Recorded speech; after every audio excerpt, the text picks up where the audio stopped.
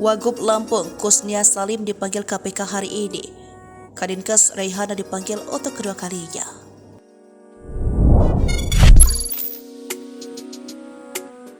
Sejumlah pejabat di Provinsi Lampung kini satu persatu dipanggil oleh Komisi Pemberantasan Korupsi untuk mengklarifikasi LHKPN-nya.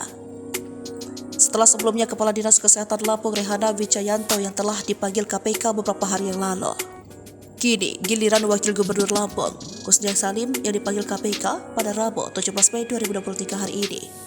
Dikabarkan jika ia sudah bertolak ke Jakarta dari Lampung pada Selasa 16 Mei 2023 dan dipastikan memenuhi panggilan KPK.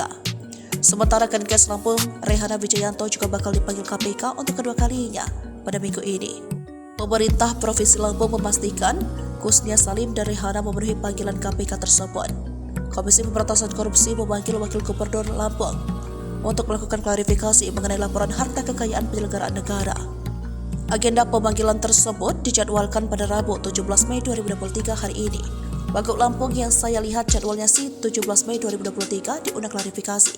Ujar Deputi Pencegahan dan Monitoring KPK, Pahala Nenggolan, saat dikonfirmasi Senin 15 Mei 2023. Berdasarkan hasil penelusuran, Kusnia Salim mempunyai harta kekayaan mencapai 13,6 miliar.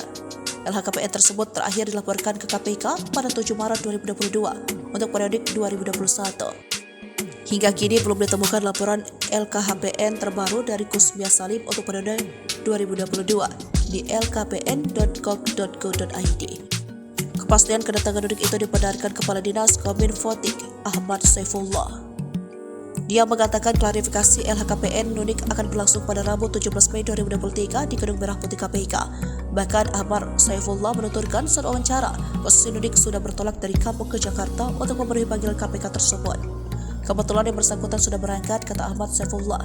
Selanjutnya Ahmad Saifullah menyebut pemanggilan tersebut menjadi pemanggilan pertama bagi Nunik untuk melaporkan klarifikasi LHKPN miliknya.